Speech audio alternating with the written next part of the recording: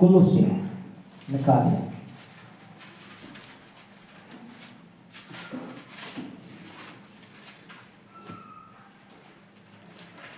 निकाल लिया? तीसरा अध्याय निकाल लिया? एक पद से पढ़ेगा, 1 और 2।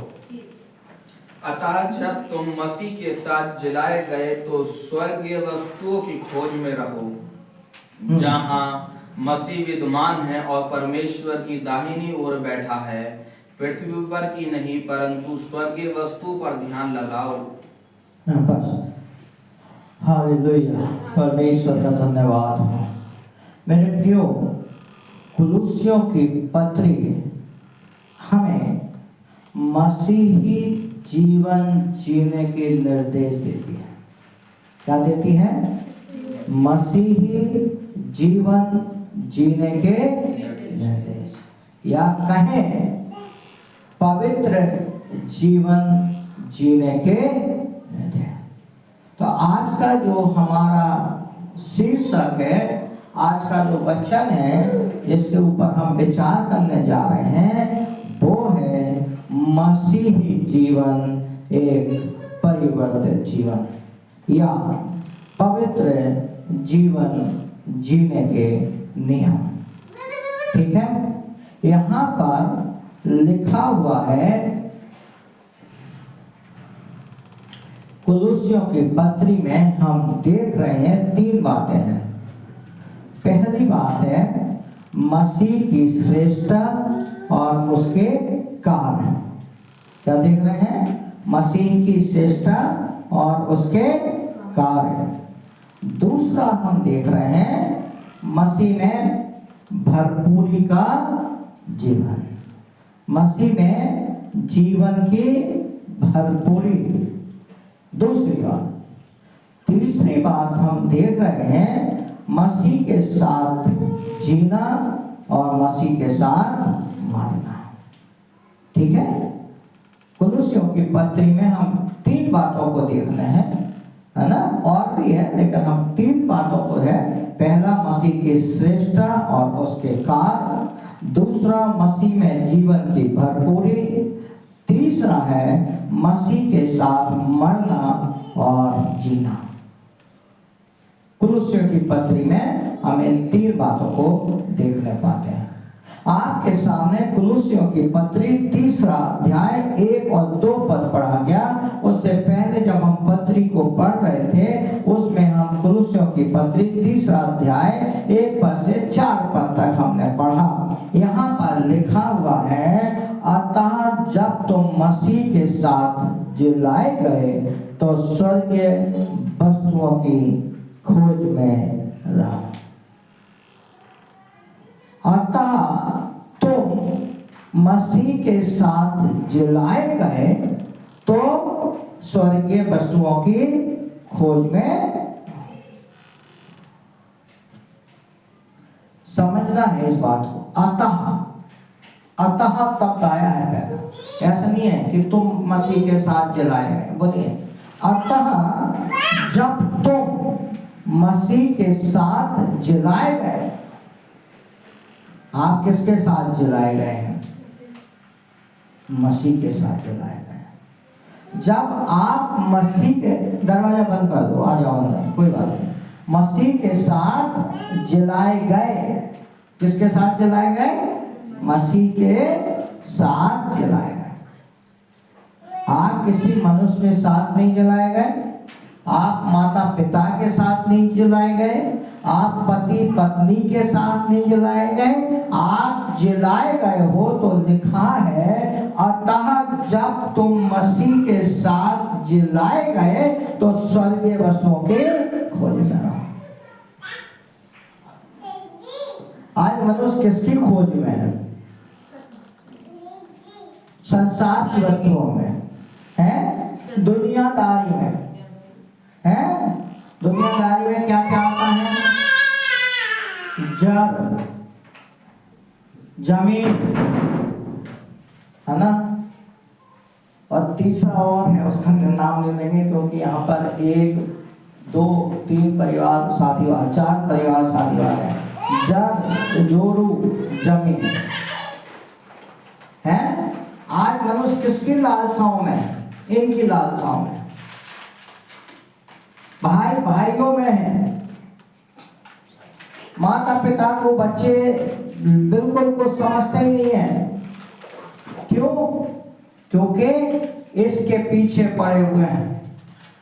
पहले आपने देखा होगा, पहले कई एक परिवारों में आपने देखा होगा कभी भी बंटवारा नहीं होता था, बहुत ही कम। अगर एक भाई दूसरी जगह पर नौकरी कर रहा है तो जो भाई गांव में है वो पूरी जमीन की देखभाल करता है, और जितनी गांव वाला भाई शहर वाले को दे देता था उतनी लेके चला जाता था। कभी ये नहीं पूछता था कि कितना निकला कितना नहीं निकला, कितना अनाज हुआ, कितना धान हुआ, कितना कुछ हुआ, कुछ हुआ, वो कभी नहीं पूछता था। क्यों? क्योंकि उसको मालूम है कि हम शहर में हैं, हमारा भाई गांव में है। अगर थोड़ा बहुत आगे पीछे हो भी जाएगा तो कोई बात नहीं, कम से कम वो मेहनत करके मुझको दे तो रहा है, इतना ही बहुत है। शहर में अगर 3 क्विंटल गेहूं गांव से मिल जाएगा, साल भर की फुर्सत है। नहीं तो 10 किलो गेहूं 350 रुपए का आने लगा है। और गांव वाले अगर शहर से गांव में अनाज जा रहे हैं तो कितनी खुशी की बात है। लेकिन आज क्या हो रहा है? आज जहां शादी हुई, एक आध बच्चा हुआ तो माता पिता के सामने वो बच्चे आ जाते हैं, पत्नी आ जाती है, पति आ जाते हैं, और ऐसे बात करेंगे, वो नहीं समझेंगे कि हम अपने माता पिता से बात कर रहे हैं, हम अपने सास ससुर से बात कर रहे हैं। बिल्कुल आ जाएंगे और कहेंगे कब बंटवारा कर रहे हो, मर जाओगे तब करोगे क्या? मरने के बाद क्या हमको अचार डालना है इस प्रॉपर्टी का? आपस में हम भाइयों को लड़वाना मांग रहे हो क्या? अपने जीते जी बंटवारा कर दो ना, है? बोलते कि नहीं बोलते? लेकिन यहाँ पे क्या वचन बता रहा है? अतः जब तुम मसीह के साथ जिलाए गए, मसीह के साथ जिलाए गए लोग इस प्रकार की हरकतें करते हैं। पास्टर लोग इस प्रकार की हरकत करते हैं, प्रचारक लोग इस प्रकार की हरकत करते हैं। बाइबल बताती है जो अपने परिवार की देखभाल नहीं कर सकता वो कलीसिया की देखभाल क्या करेगा? तो सबसे पहला सीखने का तरीका क्या है? हमारा परिवार। क्या आपका परिवार मसीह में है? अतः जब तुम मसीह के साथ जलाए गए तो स्वर्गीय वस्तुओं की खोज में रहो। संसार की वस्तुएं, संसार के लोग मन लगाते हैं, आत्मिक वस्तुओं पर आत्मिक लोग मन लगाते हैं। निकालिएगा जल्दी से मेरे साथ कुलुस्सियों 2:12। और उसी के साथ बपतिस्मा में गाड़े गए और उसी में परमेश्वर की सामर्थ पर विश्वास करके जिसने उसको मरे हुए में से जिलाया उसके साथ जी भी उठे।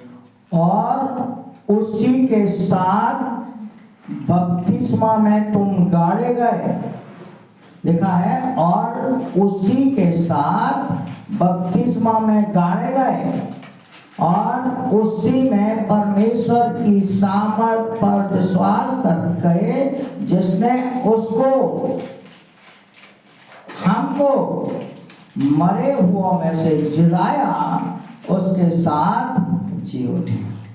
आपको मरे हुओं में से जलाया, कैसे कह सकते हैं आप? बताइए। पहले हम ब्राह्मण फैमिली से आते थे, मूर्ति पूजा वगैरह सभी कुछ करते थे जो हिंदू धर्म में करा जाता है, लेकिन जीवित परमेश्वर को नहीं जानते थे। और जब हमें परमेश्वर ने हमसे इतना प्रेम किया कि वो हमें अंधेरे में से उजाले में ले आया और हम जाने कि परमेश्वर भी कुछ है, संसार को सृष्टिकर्ता जो है वो जीवित परमेश्वर है। और जब हम उस पर विश्वास करते हैं, जो हमारे मरे हुए कर्म थे, उसने उन कर्मों को हमें बताया, उन्हें हमें मार्गदर्शन दिया उसने हमें, और हमें बताया कि हमें किस प्रकार का जीवन जीना चाहिए। और जैसे कि हम उसमें जीवित हुए, जैसा कि हमने उसको जाना और हम उसमें बन गए और उस जीवन को पाया जो परमेश्वर ने हमारे लिए रख छोड़ा है, हम कह सकते हैं कि निश्चय हमारा छुड़ाने वाला जीवित है और हम अपने परमेश्वर को निश्चय अपनी आंखों से देखने पाएंगे, क्योंकि हमारे कर्म हमारे यीशु की इच्छा के अनुसार चलते। जैसे हमारा यीशु जिया और संसार में 3.5 साल जैसे उसने अपने कार्य किए, वैसे ही हमें उसको देखता हुए अपने जीवन को जीना है। आमीन। तो हम कहाँ लिखा है, उसी में मरे हुओं में से जिलाया और उसके साथ जी उठे। दूसरी बात कह रहा है, जहां देखिए यहीं पे लिखा है, जहां मसीह विद्यमान है और परमेश्वर की दाहिनी ओर बैठा है। दो बातें हैं पहले पद में, स्वर्गीय वस्तुओं की खोज में रहो। दूसरा है मसीह वर्तमान में है और परमेश्वर की दाहिनी ओर बैठा है ना। लिखा हुआ ना यूहन्ना 14 में, मैं जाता हूँ, मैं तुम्हारे लिए जगह तैयार करूंगा, और जब वो जगह तैयार हो जाएगी, आर्टिमो पॉल की जगह तैयार कर दी प्रभु ने, आर्टिमो पॉल को अपने पास बुला दिया। कल हमारे बड़े पापा की जगह तैयार करी और उसको बुला दिया, हमारे लिए भी जगह। तभी तो कहता है मैं पिता के पास बैठा हूँ, है ना। पिता के पास बैठकर हम सबकी तरफ निगाह लगाए बैठा हुआ है और देख रहा है। देखिए निकालिए मरको भजन संहिता 110 का 1, भजन संहिता 110 का 1। मेरे प्रभु से यहोवा की वाणी यह है, तू मेरे दाहिने हाथ बैठ, जब तक कि मैं तेरे शत्रु व तेरे चरणों की चौकी ना कर दूं। मेरे दाहिने हाथ बैठ, जब तक कि मैं क्या ना कर दूं, तेरे शत्रुओं को, हाँ, तेरे चरणों की चौकी ना कर दूं, है ना। और एक जगह से और पढ़ेंगे, मरको 16 का 19।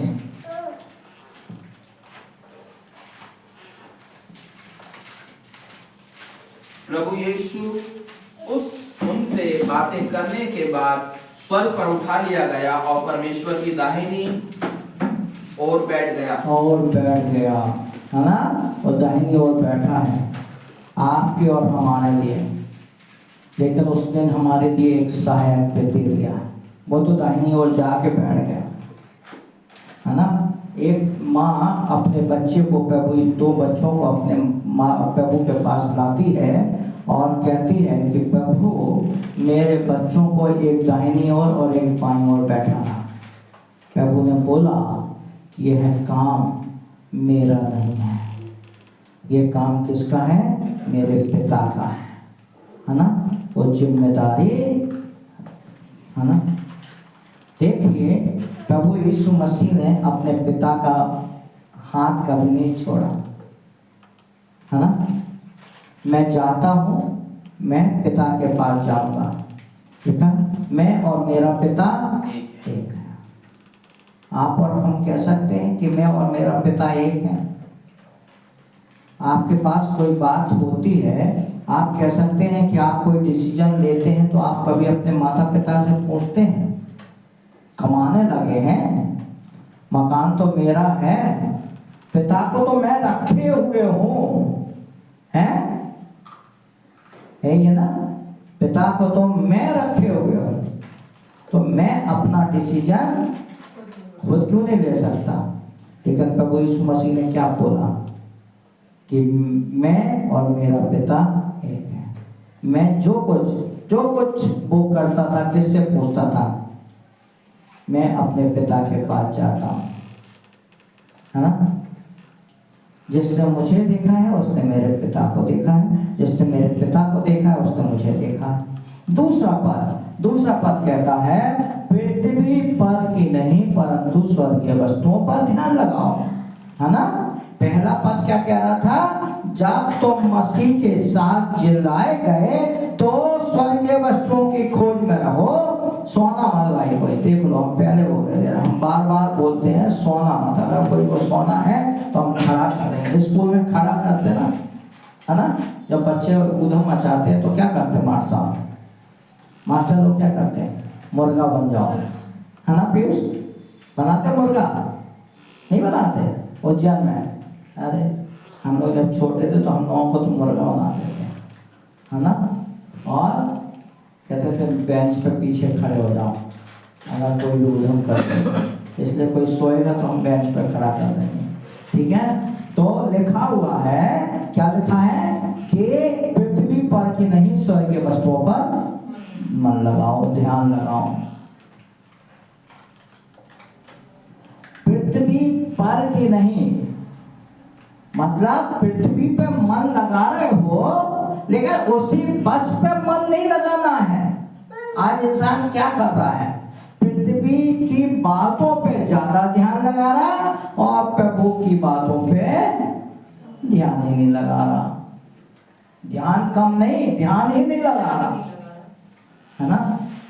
दिन दुनिया में पड़े हैं, पैसा कमाने में लगे हुए हैं, है ना, परिवार में लगे हुए हैं, सब चीजें हैं, लेकिन पृथ्वी पर की नहीं, लिखा है स्वर्गीय वस्तुओं पर मन लगाओ। सो मसीह में नया जन्म प्राप्त करने के नाते हमें नया मन प्राप्त करना भी आवश्यक है। हमें अब पहले की तरह विचार नहीं रखना है। हमारे विचार पहले कैसे, संसारिक दुनिया वाले। क्यों? क्योंकि हम पृथ्वी पर की बातों पे मन लगाते थे, हम अपने जीवन को पृथ्वी पर लगाते थे, संसारिक दुनियादारी में हम जीते थे। तो लिखा है हमें सबसे पहले अब पहले की तरह विचार नहीं रखना है, क्योंकि पहले हम संसार के लोग थे, अपने पुराने स्वभाव के अनुसार हम चलते थे। लेकिन पौलुस कहता है पवित्र आत्मा के द्वारा नया आत्मिक स्वभाव प्राप्त करने के कारण हमें उस नए स्वभाव के अनुसार, है ना। आप ये देखिए, पौलुस प्रभु यीशु मसीह को सताने वाला जन है, प्रभु यीशु मसीह के लोगों को मारने वाला जन, लेकिन आज सबसे ज्यादा पत्रियां उसके नाम से लिखी हैं, और पत्रियां तो लिखी हैं, लेकिन लोगों को भी वो पकड़ के लाया प्रभु के पास, है ना। एक सताने वाला व्यक्ति। आज देखिए आरएसएस बजरंग दल वाले जो प्रभु में आते हैं ना, कितने काम कर रहे हैं, लेकिन हम जो प्रभु के लोग हैं, ठनठनाता हुआ पीतल और झनझनाती हुई जान है। हम लोगों का जो हिसाब किताब है वो संडे तक ही सीमित रह गया है, मंडे से वही चलती, और मंडे से सैटरडे तक हमारी दीन दुनिया वैसे चलती है। बाइबल पढ़ने का हमारे पास समय नहीं है, दुआ करने का हमारे पास समय नहीं है, चुगलखोरी का हमारे पास समय है, यहाँ की वहाँ बात करने का समय है, झूठ डालने का समय है, घर बिगाड़ने का समय है, सब चीजों का समय है, लेकिन प्रभु के पास समय निकालने का समय। हो सकता है आप लोगों को हमारी बात कड़वी लगती हो, बार बार इस चीज को आप बोलते हैं, लेकिन हमारा बोलना आप लोगों को बाद में जब आप लोग सोचोगे ना, तब आप लोगों को याद आएगा कि हाँ, जो पास्टर धीरेन्द्र हैं वो सही बोलते हैं या सही बोलते थे। आज आप लोगों को समझ में नहीं आ रहा, क्योंकि आप और हम अपनी लड़क दौड़ की दुनिया में बैठे हैं। चर्च का हम लोग समय नहीं निकाल पाते। ठीक है, ड्यूटी है, ड्यूटी के समय हम ड्यूटी को किसी को कुछ नहीं बोल सकते, क्योंकि ड्यूटी इंचार्ज और मेट्रन लोगों के हाथ में है। दूसरे किसी के जैसे पोस्ट ऑफिस में अभी त्योहार का टाइम है, काम आ जाता है, ड्यूटी लग जाती है, वो बात अलग है। लेकिन त्योहार के लिए हम छुट्टी ले रहे हैं, हम किसी चीज के लिए छुट्टी ले रहे हैं, हम घर में ऑफ हमें मिला हुआ है, हम प्रभु के पास 3 घंटे नहीं निकाल के आ सकते और आशीष पाने के लिए हम प्रभु के पास सबसे पहले आ जाते हैं।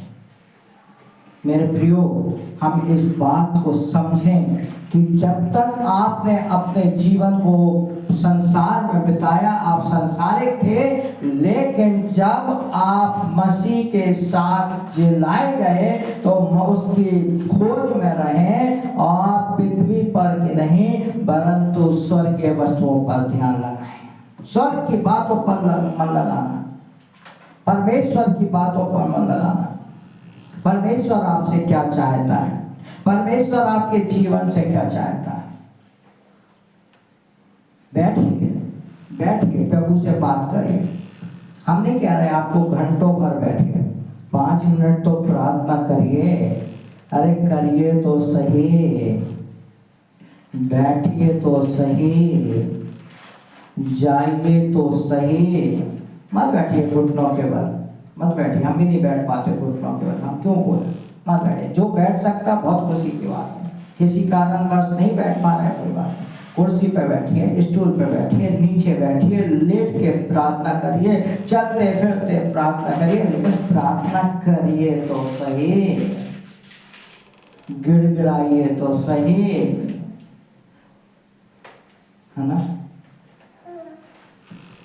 आप लोग को मैं एक चीज बता दूं कि हम मसीह के पास जब आते हैं ना, जब आपने अपने जीवन को मत देखे, जब आपने जैसे ये घर है, इस घर में अभी कलर नहीं हुआ, इस साल चलो हम और खींच लेंगे, है ना।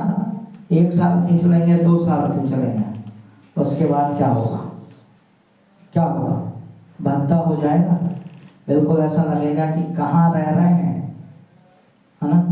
वैसे ही जब तक हम अपने मन को रिन्यू नहीं करते हैं, साफ नहीं करते हैं, सुंदर नहीं रखते हैं, उसको हम धोते नहीं हैं, तब तक हमारे मन में क्या भरा रहता है? संसार की बातें। आपने अपने जीवन को मसीह में दे दिया, वो बात अलग है, लेकिन हमारे जीवन में वो बातें निकल ही नहीं पाती क्योंकि हम उसको धोते हैं। रिफ्रेश करना बहुत जरूरी है, रिफ्रेश, है ना।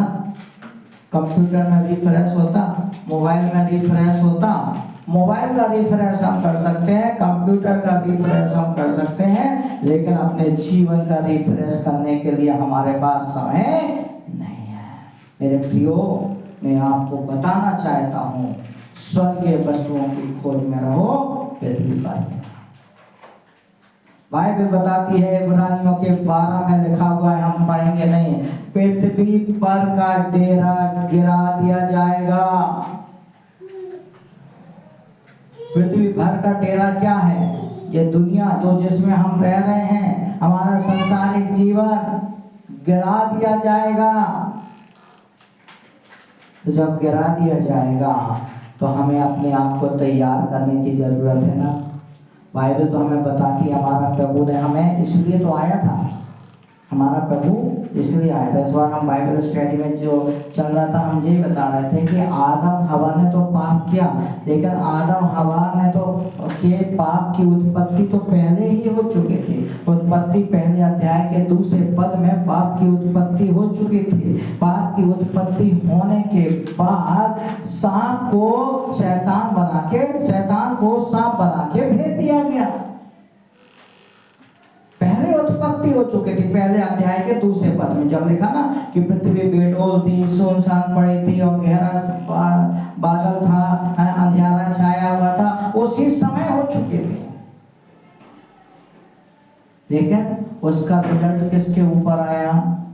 किसके ऊपर आया? आदम और हवा के ऊपर, है ना। प्यू पकड़ लो उसको, आदम और हवा के ऊपर, है ना। आया कि पाप की उत्पत्ति, आप कहते हैं, अब बाइबल में लिखा है ना, हम पाप के द्वारा जन्मे, बोलते हैं ना, बाइबल में लिखा है ना, पाप के द्वारा जन्मे। अरे माता पिता की शादी हुई है भैया, माता पिता की शादी हुई है, उसके बाद हम लोगों ने जन्म लिया है, लेकिन फिर भी बाइबल क्या कहती है, हम पाप के द्वारा जन्मे, क्योंकि पाप की उत्पत्ति तो पहले ही हो चुकी थी, है ना। पाप की उत्पत्ति हो चुकी थी ना, तो हमें अपने पाप को हटाना बहुत जरूरी है। इसलिए तो मसीह यीशु इस संसार में आया था कि हमें बचाएं, और उसने हमें बचाने के लिए क्रूस पर चढ़ गया। अगर वो क्रूस पर नहीं चढ़ता ना, तो हम और आप नहीं बचाए जाते। तो हमें उसकी महत्वता को समझना है कि नहीं समझना, कि हंसी खेल में अपने जीवन को लगाना है ना। तो चलिए हम जल्दी से देखेंगे, निकालिएगा फिलिपियों 3:19-20, फिलिपियों 3:19-20।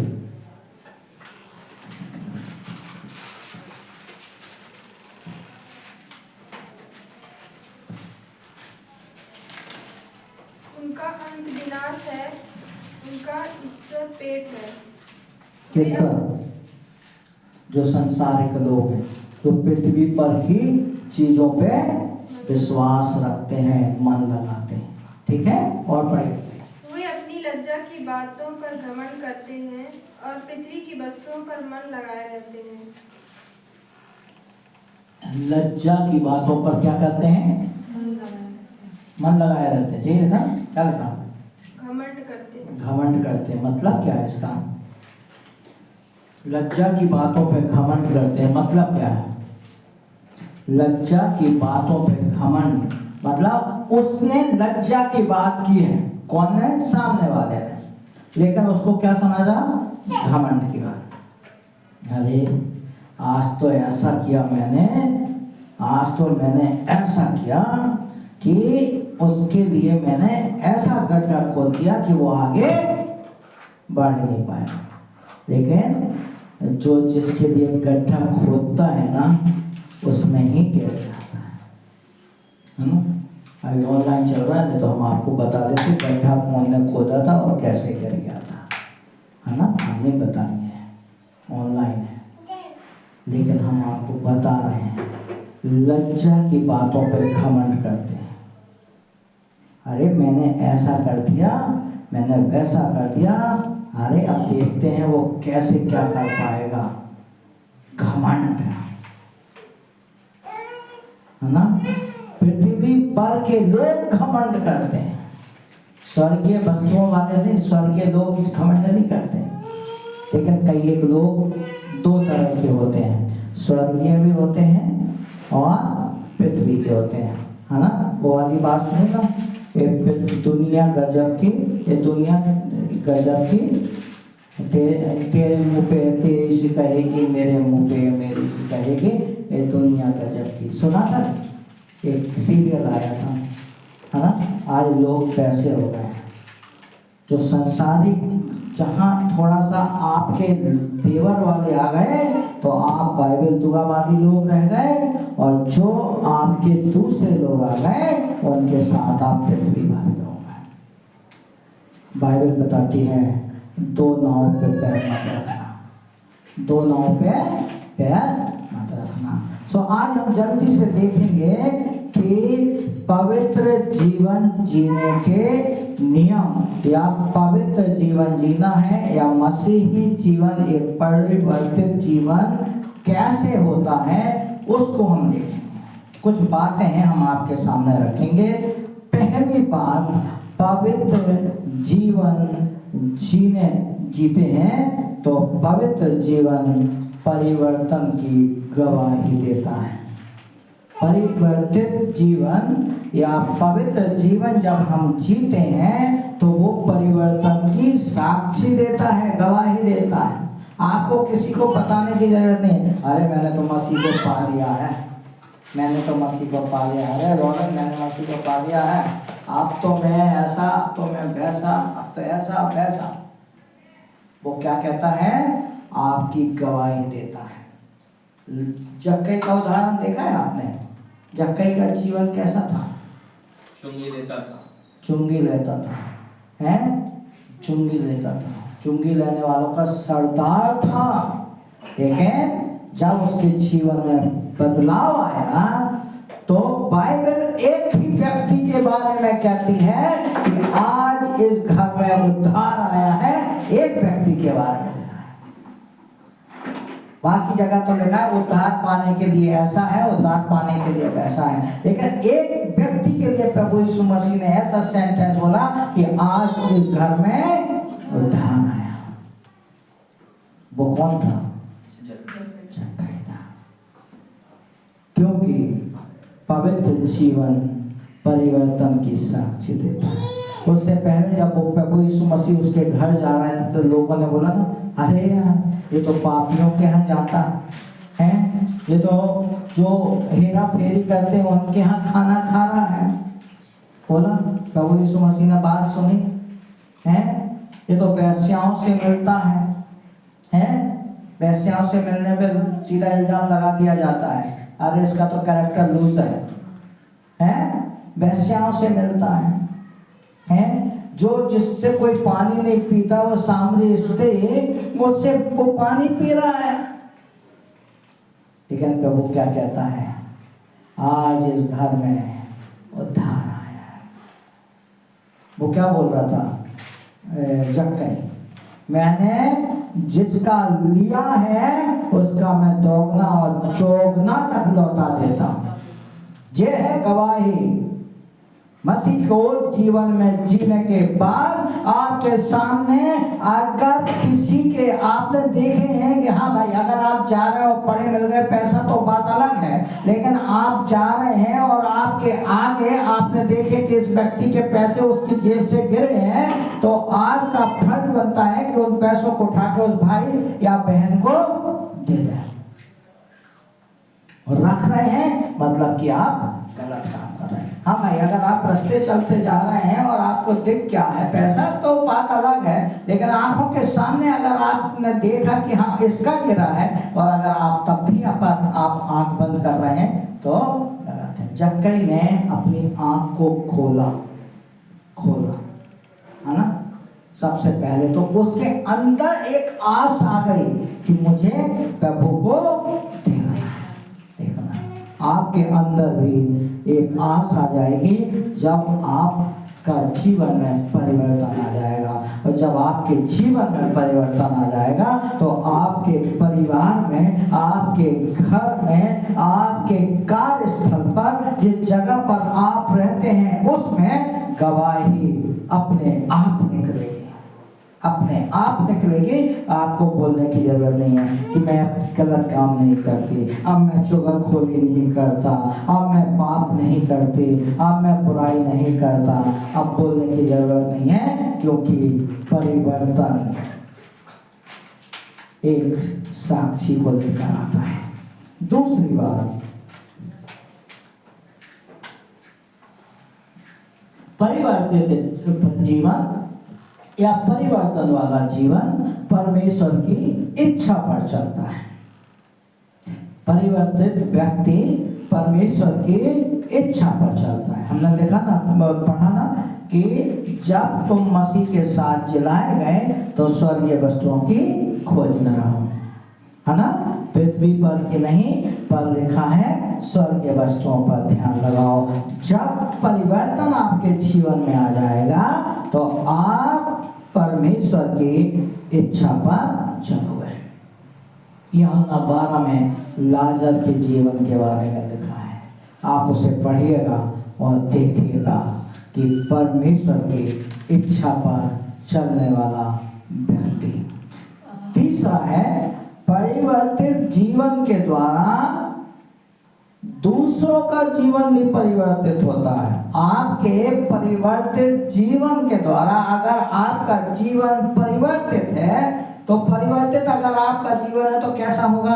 आपका बोलचाल, आपका रहन सहन, आपका खान पान है, आपका चलना फिरना, आपका लोगों से बात करना, आप जिन जगह पर कार्य करते हैं उस जगह पर आपका रहना क्या हो जाएगा? बदलाव आ जाएगा, हाँ, बदलाव आ जाएगा।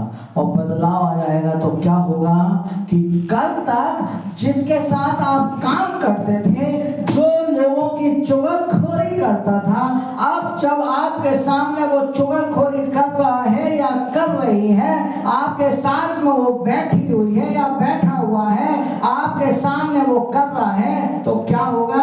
आप उस जगह से उठ के चले जाएंगे। एक बार हो जाएगा, 2 बार हो जाएगा, तीसरी बार हो जाएगा, और जब 3 बार 4 बार ऐसा होगा तो चौथी बार के बाद वो व्यक्ति क्या करेगा? आपके साथ बैठेगा तो ढंग की बात करेगा, अच्छी बात करेगा, और अगर मसीही परिवार का कोई व्यक्ति है तो वो बाइबल की बात करेगा, और धीरे धीरे उसके जीवन में भी परिवर्तन आना चालू हो जाएगा। पहले तीमुथियुस 3:16 निकालिएगा जल्दी से, क्या लिखा हुआ है? पहला तीमुथियुस 3:16। इनमें संदेह नहीं कि भक्ति का भेद गंभीर है। पहला तीमुथियुस 3:16 वही है, हैं? पहला तीमुथियुस 3:16 वही है, इसमें संदेह वही है, पढ़ इसमें संदेह नहीं कि भक्ति का भेद गंभीर है, अर्थात वह जो शरीर में प्रकट हुआ, आत्मा में धर्मी ठहरा, स्वर्गदूतों को दिखाई दिया, अन्य जातियों में उसका प्रचार हुआ, जगत में उस पर विश्वास किया गया और महिमा में ऊपर उठा लिया गया। महिमा के किसके लिए है? प्रभु यीशु मसीह के लिए है। दूसरों में उसका प्रचार हुआ। आपका प्रचार दूसरों के सामने जब होगा, दूसरों के जीवन में एक गवाही आ जाएगा। चौथी बात, परिवर्तित जीवन, परमेश्वर का वचन हृदय परिवर्तन में महत्वपूर्ण होता है।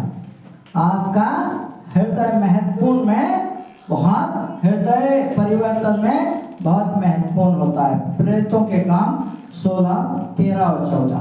प्रेरितों के काम 16, 13 और 14।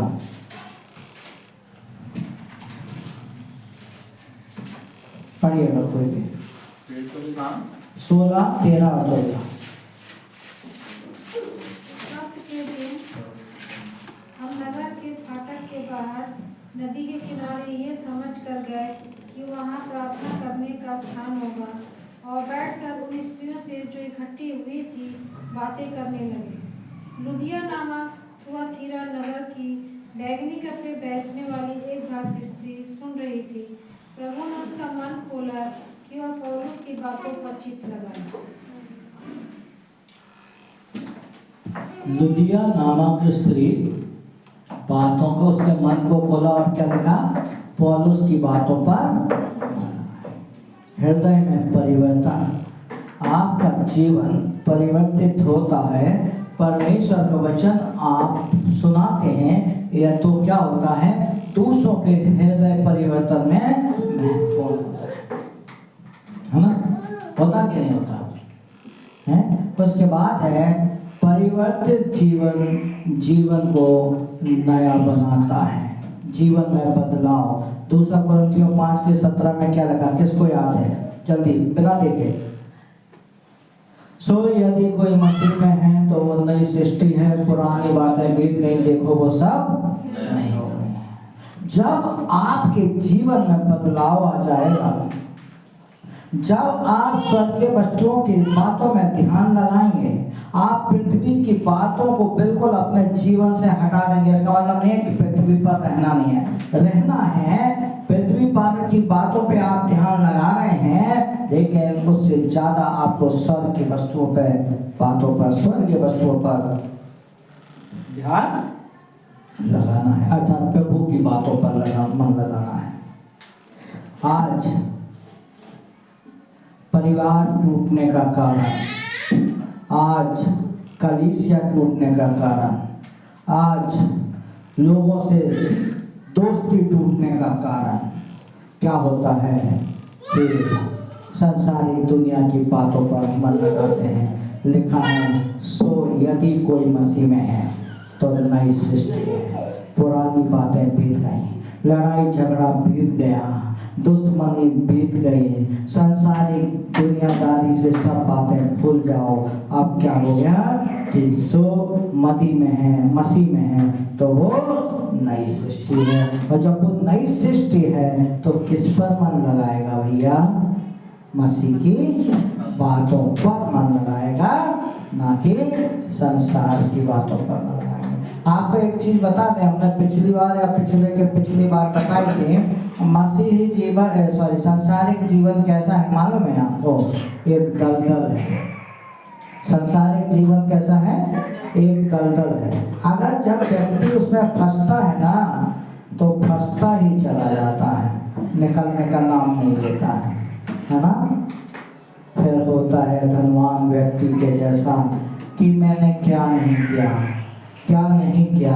अब तो तू लाजर को भेज दे, अब तो तू लाजर को भेज दे कि उंगली का एक सिरा पानी का मेरे ऊपर डाल दे।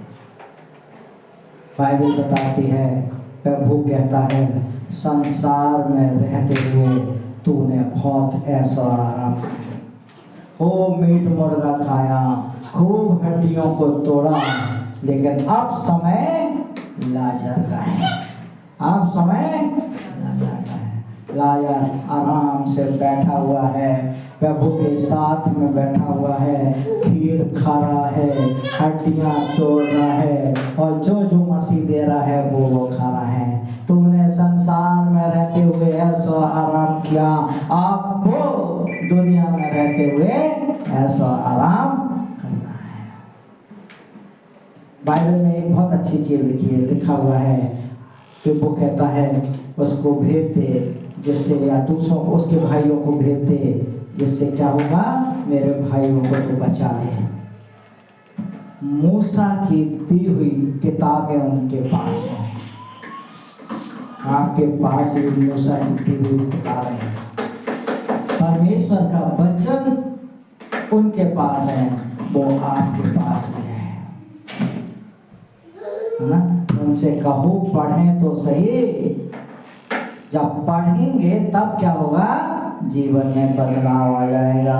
जीवन में बदलाव आएगा तो क्या होगा? जो मसीह में है वो नई सृष्टि है, पुरानी बातें बीत गई, अब देखो वो सब नई हो गई हैं। हालेलुया। आखिरी बात हम पढ़ेंगे, आखिरी बात को हम बताएंगे। परिवर्तित जीवन जब आपके जीवन में आ जाएगा तो भले काम के लिए उत्साहित करेगा या प्रेरित करेगा।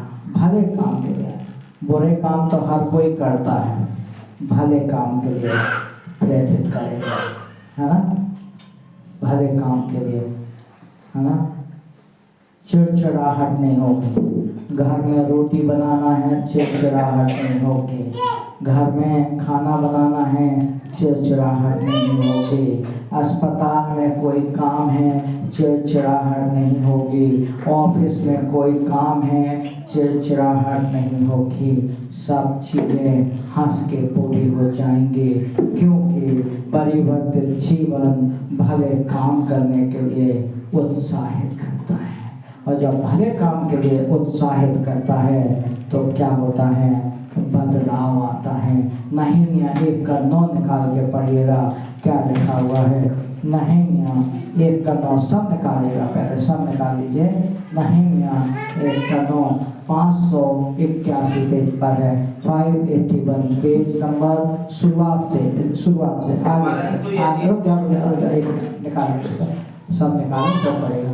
581 आगे से 581 पे निकाल दिया सबने? चलिए भैया निकाल दिया?